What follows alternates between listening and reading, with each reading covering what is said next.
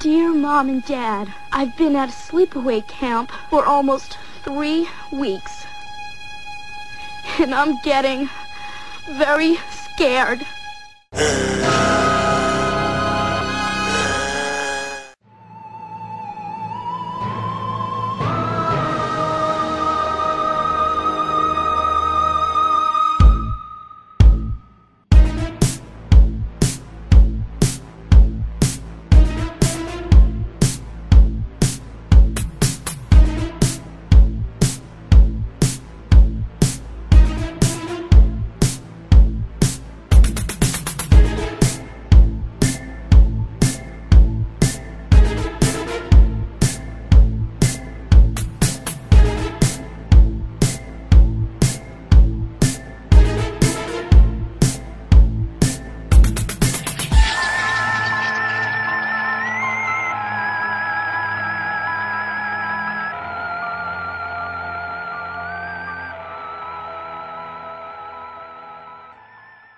What season is it, Mr. Mash? It's summer. I don't like summer. Summer's a bummer. Weather's too hot, the days are too long, the nights are too short. Sun comes up every morning at 4:50, and I know this because I'm usually awake when it happens. I get very little joy out of summer. However, there is one thing I relish about summer. It gives me an excuse to watch summer camp-themed slasher movies, made usually in the 80s. To clarify to our viewers, no, we're not talking about one camp movie where it has the killer in a hockey mask. When it comes to 80s slasher movies set at summer camp, usually there are two options. There's Friday the 13th, really only one other series devoted to that topic, which is Sleepaway Camp. The Sleepaway Camp franchise. Now, I'm sure listeners have noticed by now. When JD and I started this show, the intention was always that we would frequently have a third host, a guest host. We even thought by Mr. Bangers, he's Mr. Mash, the guest host would be the Gravy. But it never really worked out that way. For the first time in the show's history, we have a third person sitting around the microphone with us. Yeah, his name is Mr. Gravy. Mr. Gravy! Yeah. Woo! Does the Gravy want to introduce himself? Hi, everybody. Thanks for tuning in. Great to be here. Thank you for having me today. You can say your name. My name is Rob Roush. I'm actually on YouTube. I have my own channel. Hey, no self-promoting on our channel. Actually, you can send me that link and I'll put that information in the episode description so that people can have a link to that. That would be helpful. And the reason Rob is being included in this episode, other than that he's a nice guy and he's fun to be around, is because he's another Sleepaway Camp fan, and I am a big fan of the series. Mr. Mash, meanwhile, is only so-so. I have an appreciation for the series, but other than that... Would you define yourself as a Sleepaway Camp aficionado? No. No, you would not. I am far from it. That's why I decided to bring in another voice. So it wouldn't just be, like it is with a lot of our episodes where it's just me rambling, and then JD says, yeah, and then I ramble some more. Totally. That happens a lot. I think our listeners know. Go back to 1983 to the first film in the series, the original Sleepaway Camp.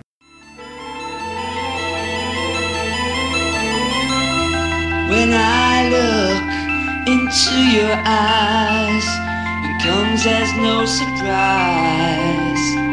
You're slipping away,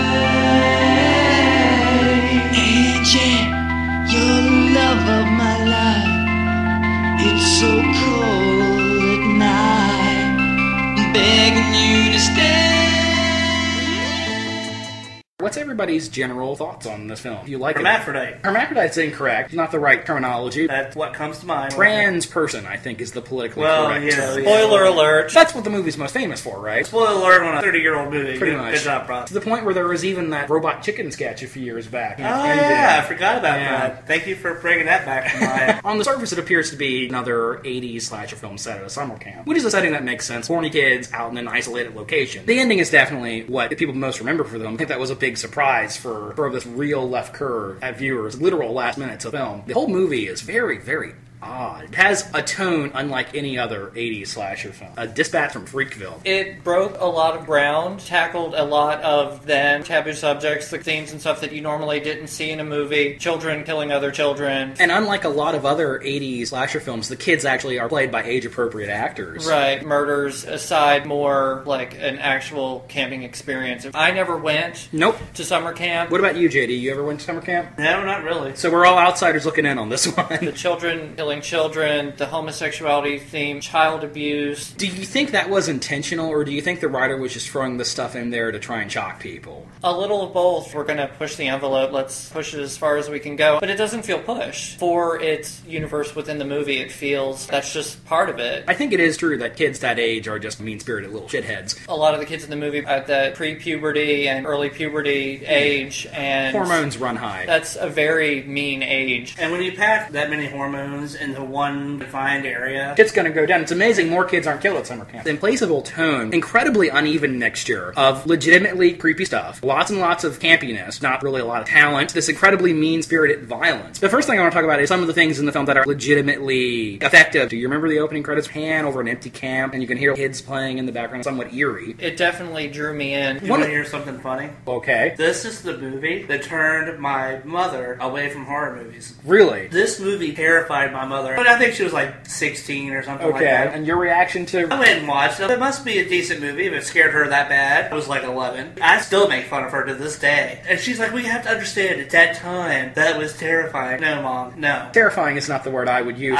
The first sign for me that there's something amiss at Camp Arawak is the pedophilic chef. Yes. Who makes these very sleazy, unpleasant comments about the children there. He says, look at all that fresh young chicken where I come from. We call them baldies. Repugnant. And what's the other chef's reaction? It's not to call child services and get this guy fired immediately. He laughs. It's all you. Well, it was the 80s. Yeah, he's very nonchalant about it. It's very matter-of-fact about something. Then later in the movie, you have a teenage camp counselor pursuing a romantic relationship with the camp owner, who is in his 50s at least. The film doesn't treat that as a weird thing. All the characters in this film act in this very exaggerated, trashy manner. I think Meg is the name of the female camp counselor who, despite being in an area of authority, is still making fun of Angela, as mean-spirited and as much as a shithead as the kid. She is the one who has come back to camp. She's got this cockiness. Yeah. At a real camp, if a camp counselor was verbally abusing, and the things she says to Angela are just terrible, I think that would get her fired in real life. Let's talk about that famous ending. No, hold on. We have got a lot of stuff to talk to before we get to the ending. There's a lot of unintentional hilarity in this movie. I think, am I alone in that opinion that this movie has a lot of laughs in it that I don't think were intentional? For the first movie? Yeah. The cop with duct tape, duct tape mustache? I'm sure that there were... Can we talk about the acting in this? I mean, it's no worse than those Trauma movies you love.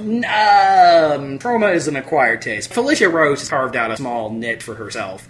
But she was a kid in this, and her performance, I would describe it as somnambulous. I've seen that word so many times, but it's nice to hear it be used in a conversational context. And you mentioned Judy. Karen Fields is the actress playing her, and she seems completely uncertain of what to do. All the performances are very, very broad and cartoonish. She was the one I thought you were talking about before. Fellow camper, like Angela. Well, her thing is that she has tits. Yeah, last year she went through puberty intensely, and she comes back. Now she's got this new sense of self. She's a bitch. Yes. She's a monster. Viewers, I think, will love to hate her. I understand that temptation, but I just hate her. Now, let's talk about Aunt Martha. Speaking of strange performances, Desiree Gold is the actress that plays Aunt Martha, and it's like she wandered off of a David Lynch movie. One of the strangest performances I've ever seen, and I don't know how much of it is intentional. I really don't know if she's a good actor or if she's just really that fucking weird in real life. Doesn't that make her better for a part like this? I like to think. Mike Kellen is the actor that plays Mel, and he has this mush mouth. He can't really deliver his dialogue, and the film gives him all of the expositional dialogue. The owner of the camp? Yeah, the old guy who owns the camp. He randomly deduces that Angela's older brother, Ricky, he assumes he's the killer, and he brutally beats the kid. An adult man beating up a small child should not be funny. It's dark. But it is. I thought it was hilarious. One of the many taboos in this movie that is treated very matter-of-factly, whether it's scary or not, does add to the mood. The whole film has that weird tone that's just really hard to play. Everything in this movie just about could really happen. It made me glad I didn't go to summer camp. Yeah. Bringing you back into the conversation, JD, do you remember the fashion that people wore in this film? Vaguely. My favorite is one of the camp counselors is apparently a bodybuilder, and he wears these tiny red shorts that are cut right up to his junk. Pastels everywhere. And that was the 80s. This movie Pastels everywhere. Yeah, this film has this unseemly discomfort with teenage sexuality specifically, human sexuality in general. There's a lot of focus on the kids coming of age, and even though they look like they're about 12 or 13, a lot of them are real eager to have sex, which is realistic. Yeah, a lot of them are at that age, that budding, first edge of puberty. I don't even remember the guy's name, but he's the kid that Angela is sort of her boyfriend, and Judy is trying to seduce him. There's a scene where they're making out in the woods, and he's awkwardly fumbling with her boobs, as you do when you're 13 years old. But I think I can make a case here that this is an early example of what we would now call queer horror. There's a strong undercurrent of homoeroticism and possibly homophobia running through this film. Famous ending aside, there's just a lot of shots of teen boys in these midriff-bearing tops and tighty-whities. There's a scene where they all go skinny dipping in their underwear. And infamously, Angela and Peter's father was gay. The scene where they're spying on his dad and his lover kissing in bed together. And what the fuck does that mean? What image does that symbolize within the film? Gotta have some purpose in the movie. Yeah, very cutting edge for its time. That was not something you saw a lot in any movie. But is it a positive portrayal? I would say so. The father and his boyfriend, or the two dads, whatever you want to call it, they are good to their children. Of all the adults in the movie, probably some of the best as far as how they treat the children. You can interpret that in two sort of different ways. Either the death of Angela's father is one of the things that caused her psychosis to begin, or I've always think the movie is pointing and snickering and saying one more thing that makes her fucked up, that her parents were gay, which is obviously a very un-PC attitude to have now. People will see that, and people will snicker and point at it, how they portray that Angela and her brother have a good relationship with their parents, and they have a happy life. From what we see of it from the opening 5 minutes of the movie. Yeah, the tragedy tears that apart. Concerning the infamous ending, Angela is not actually Angela. Angela, the little girl, died in the opening boat crash. Peter, who was raised by crazy Aunt Martha as Angela. I hate to think that I just brought you in as the gay expert, Rob. That's some sort of insider view on these things, but maybe with some issues. Is that plot twist transphobic? Is the implication that Angela is crazy and murderous because she's been forced to live as a girl when she's genetically male? Oh, absolutely. The movie implies a lot of that. If it wasn't the death of her father that caused her to go, however you want to look at it, crazy, to go off the deep end, it was definitely the aunt's treatment of it. The aunt is very much symbolic of the worst kind of parent. It's a very extreme form of abuse. Her transness, for lack of a better term, is what makes Angela crazy. Is that transphobic? I don't think it says that it's the trans that makes her crazy. I think it says that the upbringing that makes her crazy. I guess it would be hard to imagine someone not going over the edge, having to go through all of this. I know we're reading a lot into the subtext of the film, but I don't think any of this is intentional. Robert Hiltzik, the writer-director, I don't think any of this was in his mind. I just think he said, okay, this is a weird, fucked up ending that nobody's going to see coming. Speaking of that ending. What about the ending? That ending, I don't think, was part of the original shooting. Film grade is different. Actually, two actors involved in that scene, because you see Felicia Rhodes, it's her face screaming, and then the camera pulls back and it's a teenage boy in a mask when you see the penis. It even feels like a different grade of film. I want both of your opinion on this. What's with the bear scream, as I call it? Angela's just killed her love interest, and she's sitting nude with his decapitated head in her lap. She stands up, she turns around,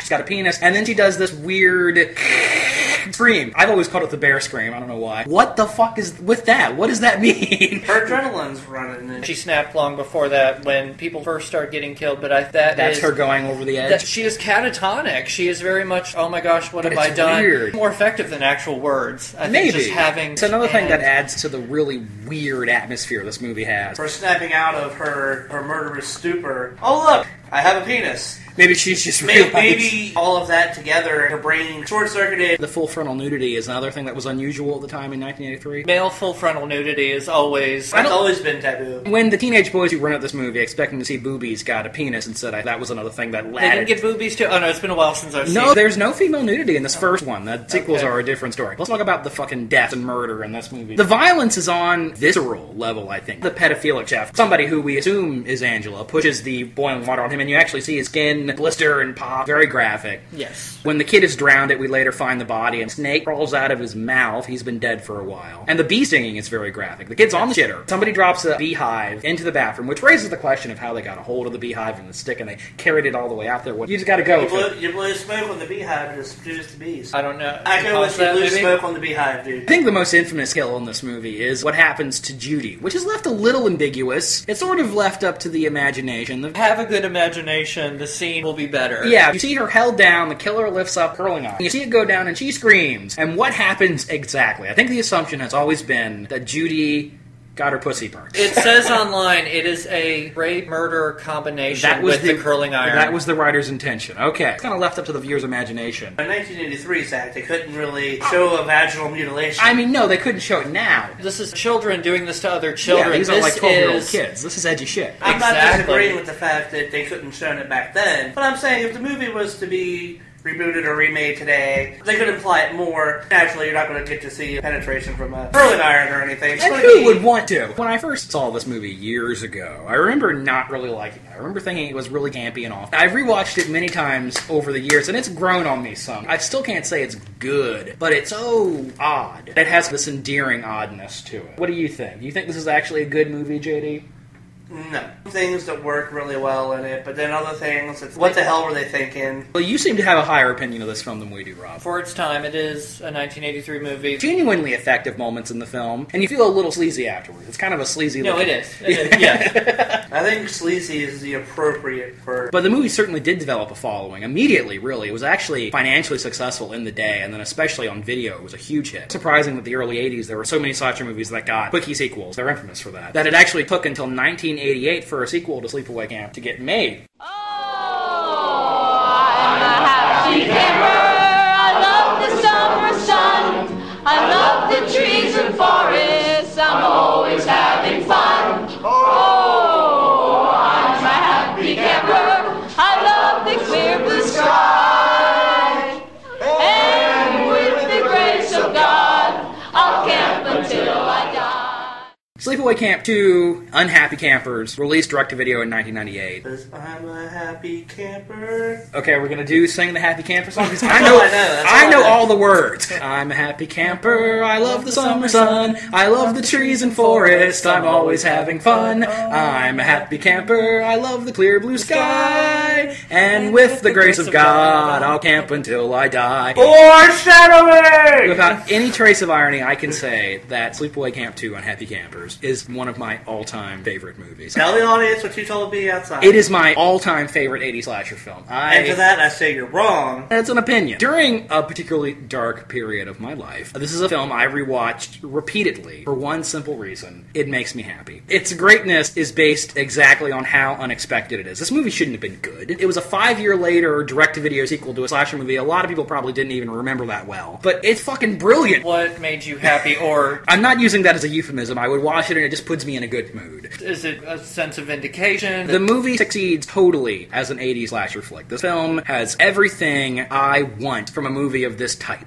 Okay. The violence of this movie, the kills are really creative and graphic. The first kill in the movie is a character named Phoebe, and the names will become important later. Gets smashed in the head with a log, and then has her tongue cut off and blood spurts into the camera. The Stoner sisters, the Shoat sisters, who are derisively referred as the Shit Sisters, are tied onto a giant grill and burnt alive, and you see the gooey charred skeleton. Which is awesome. Yeah, it's very effective. It's like a homemade snuff film. One of the best deaths in the movie is a TC, the head counselor, gets battery acid tossed in his face, and we see the aftermath where the skin is melted off and it's his bloody skull. In addition to being my favorite 80s slasher, has my favorite slasher movie kill. Uh-oh. I feel like this is a very shitty kill. Dum-dum.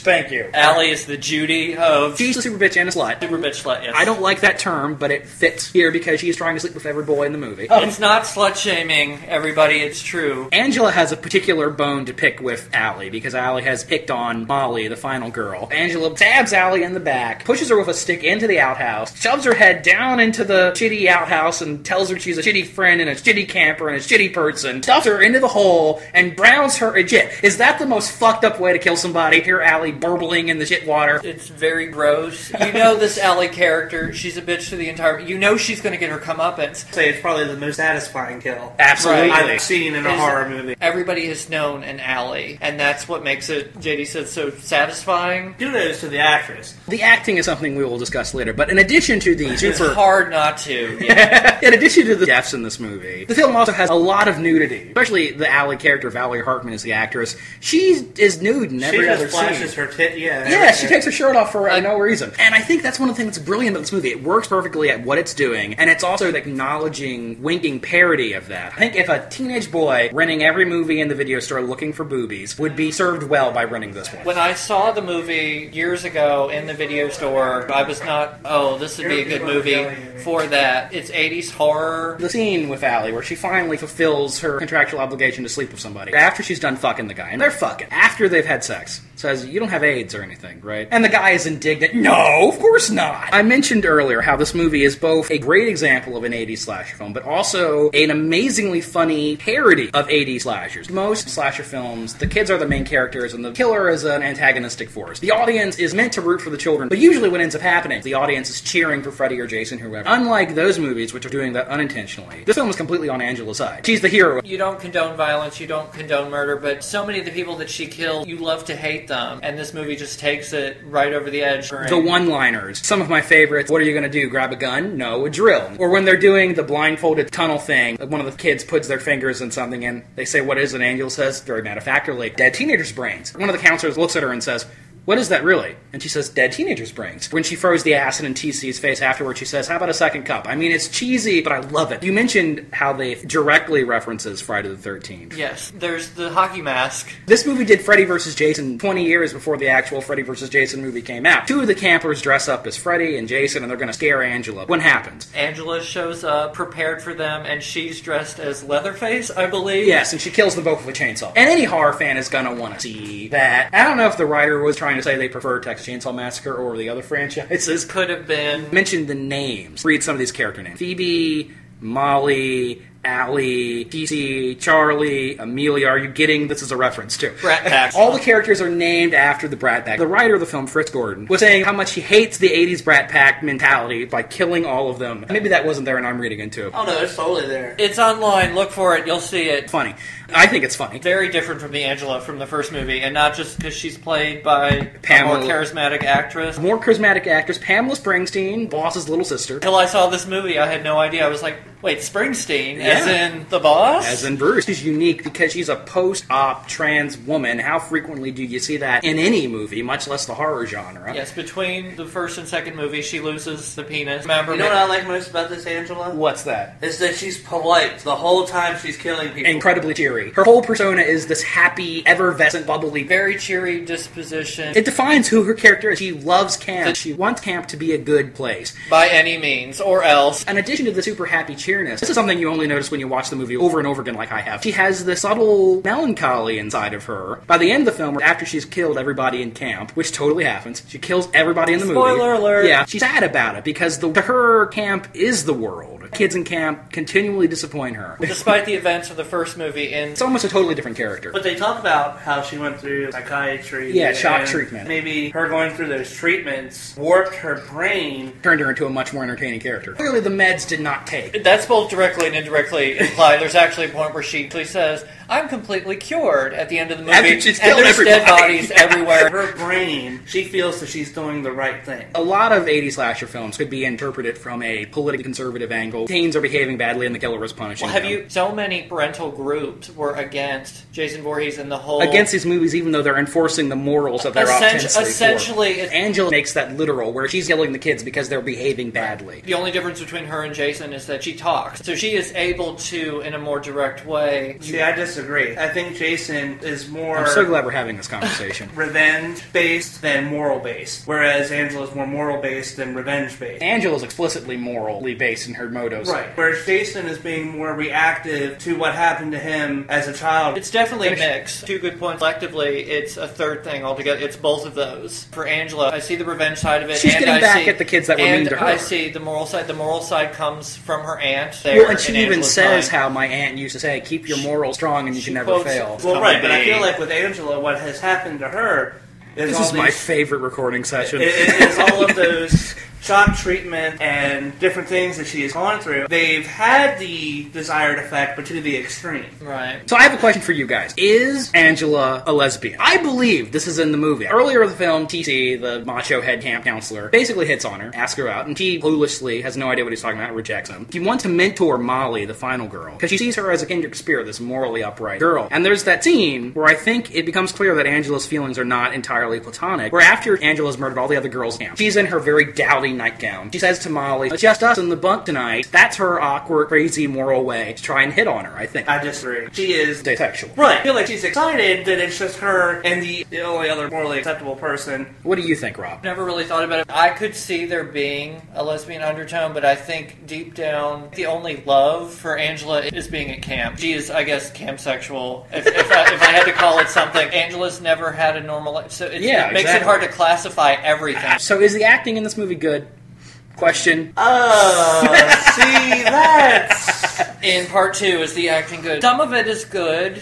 Does Pamela Springsteen give a good performance? Because Oh, yes. I love her. She's my favorite Angela, yes. It's not like a polished performance, but she just put so much vigor into it. I enjoy watching her in these movies because she acts like she's having fun. But some of the acting of some of the victims... There is bad acting. A little ropey, maybe. But then you have to ask yourself, is it intentionally bad? No, the movie is funny, but I don't think the acting was intentionally bad. That's part of the movie's charm for me. The film is very short. It's 79 minutes. Even then, for that runtime, it feels like the last act spins its wheels a little bit. There's a lot of scenes of Angela chasing Molly through the woods. Whatever, I don't care. I love this movie. I love it. It doesn't take itself as seriously as the first not at one. all. A lot of that comes from Pamela Springsteen. The director, Michael A. Simpson, and the writer, Fritz Gordon, they knew what they were doing. They did it on purpose.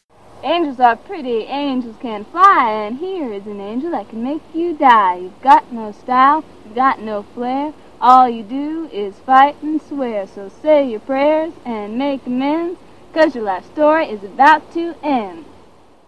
Shot back-to-back with third film in the series, Sleepaway Camp 3, Teenage Wasteland, which was released the next year. Teenage Wasteland. Which was released the next year in 1989. Not only was it shot back-to-back, it was shot on the same set. And the film actually has a good reason for this. It makes up a reason in story. Camp Rolling Hills was the camp in the last movie. And a new group of people have bought this camp and have rechristened it Camp New Dawn? New Horizons. New Horizon. Camp New Horizons. Thank you for knowing that. I feel like they stole that plot line from another franchise. Yeah, they sort of do a similar thing in Friday Part 6, don't they? They literally use the same sets here. They just redress the sets and move them around a little. The movie's cheap, but it's creatively cheap. The same sets for me as a viewer didn't take away from the movie. Part 3 is attempting a weird sociological message, because what happens at Camp New Horizon? The camp owners have decided they're going to take kids from poor neighborhoods and kids from rich neighborhoods and have them mingle together. Big social experiment. It's a good message. But the film has a very bleak view because it's a total failure. They don't get along at all. They hate each other. The rich kids are pieces of shit. They're obnoxious, entitled asswipes. Ghetto kids are violent, poorly educated, and not interested in learning. Message in the movies, doesn't matter where you come from, assholes are universal. Maybe? Or maybe it's just saying the human race in general is full of shit. Even the owners of the camp, Herman and Lily, are bad people. Herman is sleeping with one of his female campers. He's a statutory rapist. Lily lays down and makes everybody do work while she eats steak and they have to fish. So in this environment, Angela becomes a weird force of justice who is slicing through both social stratas and deeming them all unworthy. She has her work cut out for her. In the previous movie, she was killing the kids ostensibly because they didn't meet her moral standards. In this one, it really is more like she's saying, there's the cheerleader character, whose name's Cindy. She kills her by running her up a flagpole and then drops her. The reasons she lists for killing her: you're a fornicator, you're racist, but then she also says, you're a cheerleader, and you're a mean person. Was she a fornicator? Yeah, that's what she said. Cindy, I remember Cindy's most obvious negative quality being that she was a horrible bigot. A rich bitch. In this one, Angela is killing people not because they upset her moral standings, but because she just doesn't like them. That's like the audience. Cindy should have been murdered. Cindy herself. What should have been murdered? Angela's hair. Yeah, well, the wig Pam has on this one is not really flattering, is it? It's like the pyramid style, like Aunt Jackie from season 1 of Roseanne. She has to change it because she's on the lam and trying to keep a low profile. Even though she returns to the scene of the crime. Can we agree that's very ballsy? She loves camp. That's Quote her. the professor from Teenage Mutant Ninja Turtles 2, Secret of the Jesus Ooze. Christ. Okay. The best place to hide is out in public. She's trying to be a tough inner city kid, and she's bad at it. The owners of the camp are trying to get their completely disinterested campers into the camp spirit and says, does anybody know the Happy Camper song? And Angela immediately shoots up and says, I do! She's bad at pretending to be bad. Fans of the second movie, that's a wink to you all. Angela's character is a little different in this one. She's not as perky. One of the counselors is actually a cop. One of the counselors is actually that is the a plot. father or stepfather of one of the kids she killed in the second movie. She immediately goes into that mode when she sees him. She makes the connection right away. That's a good point, but there's a later scene where she is sent to get some food for Lily the fat bitch. She has is a flashback to the previous movie. In this film, Angela seems very sad. She's bitter. The world has continually disappointed her, and it's taking its toll on her. She definitely yearns for her glory days. It's a reminder, I think, that she is human, and despite everything, she wants to be accepted. See, audience, these movies are deep. They're as deep as you make them. Even though I do love the last one, and I do enjoy this one, but it does feel like the quickie sequel that it was meant to be. Even though the cast is about the same size as the previous film, the characters aren't as well developed. There's the black kid Riff, who always has his ghetto blaster. There's a guy named Snowboy who spray paints. That's his sole defining characteristic. Peter likes firecrackers. That's his sole defining characteristic. So on and so forth. My favorite is George, who is a football star. Secretly, he likes to get tied up. He's into kinky sex. He wants to be a politician. Well, no wonder he's into kinky sex. He has big dreams, and he thinks that by being at the camp and doing this is going to be a big gold star for him. She sees through him right away, and it's not until right before she kills him that she actually reveals to him, I've seen through you from the beginning. This one's sloppy in construction. The first hour is a little sluggish. Angela separating the kids from the group so she can kill them. The last half hour, she's just leaving through the cast members. And there are a couple of characters like Anita's the girl. I don't even remember the dude's name. Anita's the quiet black girl. She's boring. One of the problems with this movie is that ratings board came down on this one hard. Oh, yeah. Gore is cut a lot in this. Angela buries Lily up to her neck in garbage, drops a lawnmower on her head, and it cuts away very awkwardly. But initially didn't. On the DVD, you can see the uncut footage where the blood and brain matter shoots out of the lawnmower. When Cindy's run up the flagpole, it cuts away before she hits the ground. There is a moment where the Asian girl gets her head chopped off, and in the theatrical film, she just gets her head chopped off. But in the uncut footage, you can see Angela kicks the head away like a soccer ball. They just cut a little bit from each. It just really that has little bit makes a big difference. It has a detrimental effect on the film. This one ends on an ambiguous note. The final girl and her boyfriend escape. Angela gets stabbed repeatedly. She's fatally wounded. Last scene of the film, she's in the ambulance. They're driving away, and the cop and the paramedic there say, we should put her down now. They want to commit some vigilante justice. So what does Angela do? She grabs a syringe, kills both of them very quickly, and then she lays down on the stretcher and says, taking care of business. She's almost tired of it. Does Angela live at the end of this movie? Yes. You think she survives? Sure. I know she lives. I definitely felt like they were leaving it open. If they wanted to make another sequel, they could, but this is the last one. She dies. Yeah. Right. JD, the most infamous moment in this movie. Do you remember the Angela rap? No. No. Do you remember the Angela rap, Yes. Rob? It's cheesy. She's Angela, so there are no limits. It's not as good as part 2. 3 is unique. I still like it, mostly because it's just Pam doing her thing.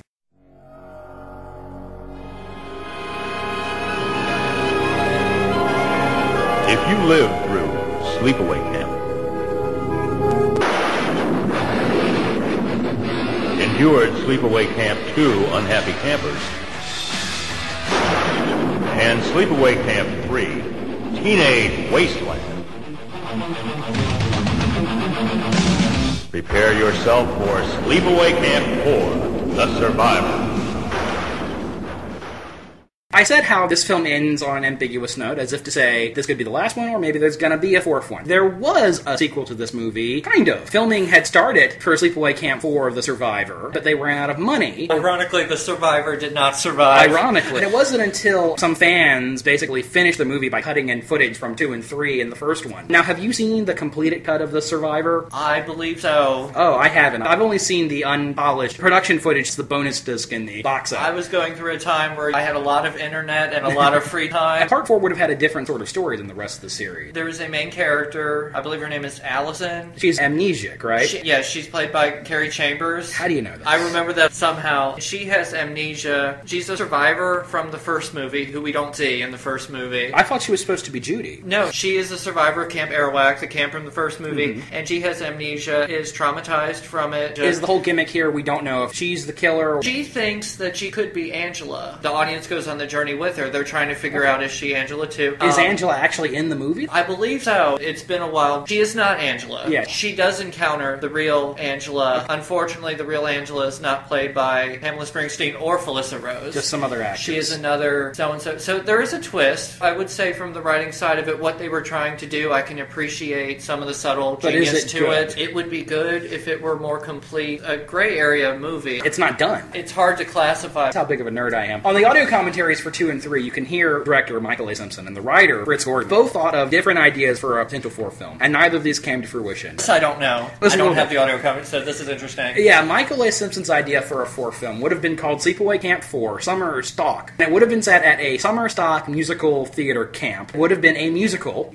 People would have been enacting a musical based off of the murders from the previous 3 movies. And I guess it had something in common with Survivor in that the main character is this amnesic girl who would have been played by Felicia Rose. Her murder victims would come to life and sing these psychedelic musical sequences. And the film would end with a fight between Felicia Rose and Pamela Springsteen. Something Sleepaway Camp fans have thought of is the 2 Angela theory, that the Angela in the first movie and the one played by Pam Springsteen in 2 and 3 are actually not the same character, which I personally don't apply to. I've heard of this. I think they're obviously meant to be the same character. I don't think there's 2 Angelas. Some people say that part 2 is the part 2, and then some people say that Return to Sleepaway Camp is the actual sequel. Yeah, it's up to interpretation. It's complicated, man. Fritz Gordon, the writer's idea for a sequel, would have been called Sleepaway Camp 4, The Angel of Death. It should have been called The Angela of Death. And it would have been about Angela becoming a substitute teacher in a high school. She gets put in charge of detention in a room full of bad kids, and then does her thing. And that one doesn't sound as interesting as the summer Stalk idea. That's but not... See, I disagree. It would be fun, no doubt. It would be death tension. You gotta have the summer camp. It's not Sleepaway Camp without the camp. Angela's co-star is the camp. They could easily revamp that a little bit and make it work. She decides that she's going to take all of these kids that are frequently in detention. Oh, out to the woods and then kill them. I think the musical theater idea is crazier, and that would have been more interesting. It's starting again.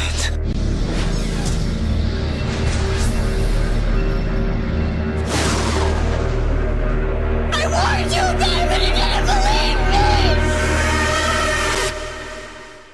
Now, you mentioned the branching timeline, and you mentioned Return to Sleepaway Camp. Probably too early. Which we have to talk about. After 20 years, the original director of the original film, Robert Hiltzik, who was not involved in 2 and 3, said, I'm going to make my own sequel, and this discounts the Michael A. Simpson films. 2 and 3 are no longer canon, according to me. And Return to Sleepaway Camp became infamous because it sat on the shelf for a long time. It finally got wrapped out direct-to-video in 2008. Do you remember how Return to Sleepaway Camp starts, the very first scene in this movie? I do not. Okay, well, this gives you a good idea of the tone of this film and what it's like. It begins with a bunch of teenage boys sitting in their bunks, setting their farts on fire. I hate this movie. It's hard to like it. Really sets the tone for the whole movie, doesn't it? There's so many horrible characters in these movies. But in this one, unlike 2 and 3, there's no safe word for the audience. Everybody's bad. Everybody is a hateable, disgusting, terrible character, and you want to see them die as quickly as possible. And Angela has her work cut out for her. Well, this film, it's barely a Sleepaway Camp sequel, because Angela's not in the majority of it. Who is the main character in this? I believe it's a male character. Alan. Alan is the most repugnant, disgusting, unlikable central character I have seen in any film, and I've seen a lot of Italian films from the 70s. He's overweight, he's obnoxious, he himself is a bully, even though he is bullied himself by everybody. Which is unique. Usually the main character is somebody that you want to emulate. But it totally fails in the film, because the kids tormenting him are even worse. Nobody wants to see that much of a character that they don't like. Everybody in the movie is mean to Alan, he's mean to everybody in return. It's one of the most hateful, nihilistic films I've ever seen in that regard. And we waited forever for this.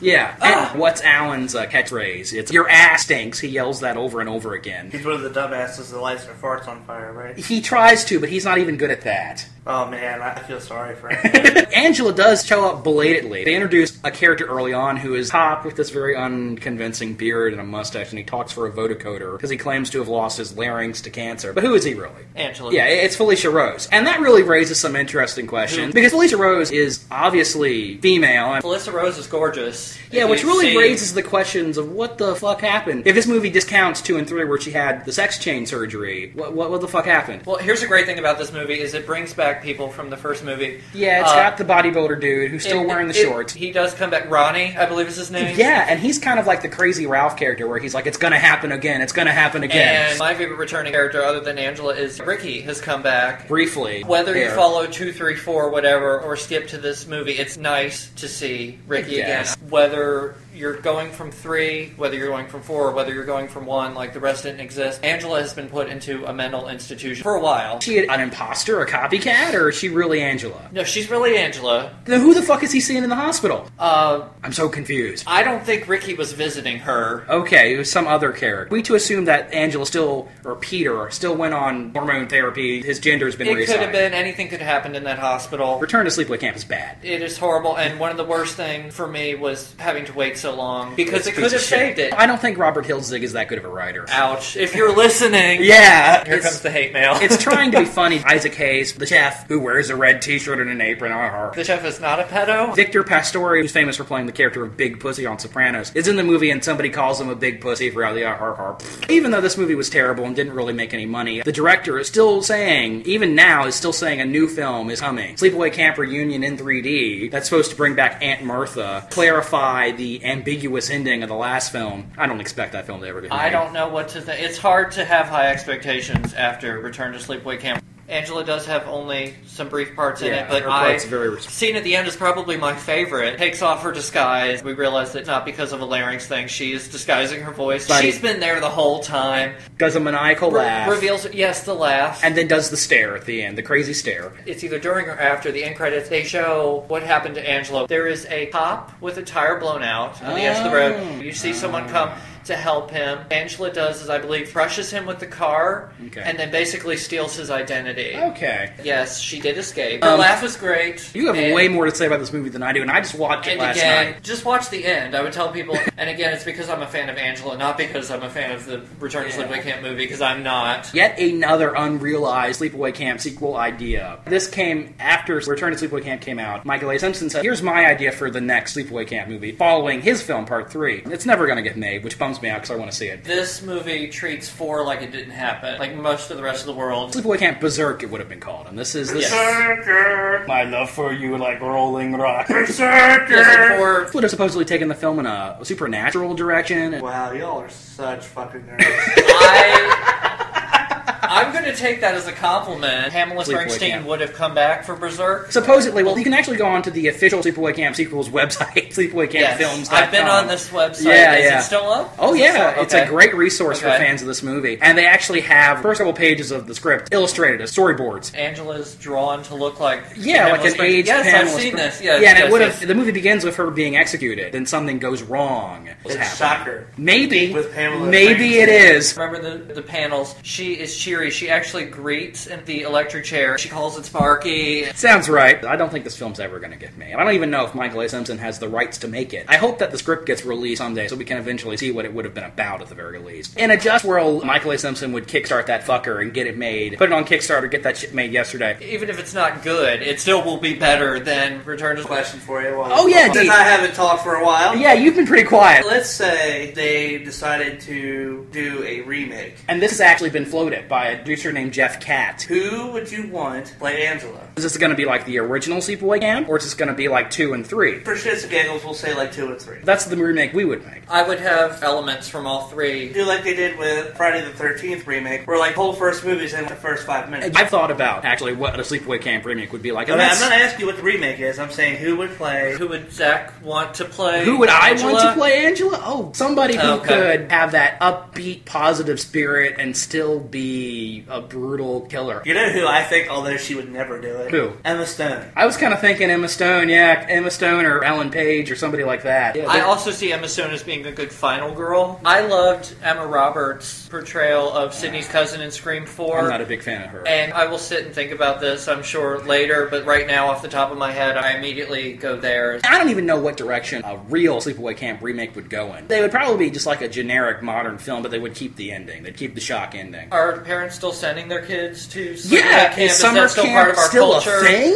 I don't hear about it a lot. No, neither do I. You have Yeah. younger cousins, JD. You ever hear about anybody going to a Sleepaway Camp? No, but there's other ways they could do it. But then it becomes a different movie. No, not necessarily. They could do something similar to what they did with the Friday the 13th remake. I didn't care for the Friday the 13th. I'm not a big Friday the 13th fan overall. Get off my podcast! I didn't care. I'm sorry, I didn't care for Friday the 13th. What I did see of it, I didn't... We are admitted fans of the remake of Friday the 13th. I'm a Freddy Krueger guy. We like fanatic. both, though I think I kind of prefer Jason to Freddy and you're the other way around. Yeah, I'm the Freddy. We're kind of wandering off topic again, aren't we? We probably could say more about the series, but for brevity's sake, I think we should probably wrap it up. This is the part of the show where we give out our email address and stuff for potentially fans to contact us. Do you have any internet projects you'd like to promote, Rob? I'm not working on it right now, but encourage everybody listening, go on YouTube. I think I'm actually listed as Rob Roush. I do have one video where I talk about The Conjuring, but more so about the books that the movie is based off of. Make sure to pass that information along to me so I can put that in the episode description. Get that link in there. Okay. If the viewers of the show want to write to us, our email address, do you want to give them the email address, JD, since you've talked so little in this episode? Dude, you know I can never remember that. bangersinmash88@yahoo.com is the word bangers, letter N, word mash, number I'll 88. put a link in the description. Yeah, I always do. We're on Facebook. Search for The Bangers and Mash Show. We've got about 21 followers, I think. Continued thank you to Lee and Lloyd for being so supportive and always liking the show. Really appreciate it, guys. My book, The Last of the Monster Kids, is still available on the Amazon Kindle Marketplace. And you can follow me on Twitter at LastMonsterKid. Mostly I just post random things that float into my brain at 4 o'clock in the morning. So I think that is the end of the Bangers and Mash Show on this particular topic. Are we all happy campers, guys? Yes. I'm a happy camper. We're all happy campers. Yes, we are. Are you having fun? The fun has just begun. And you're out here on your own.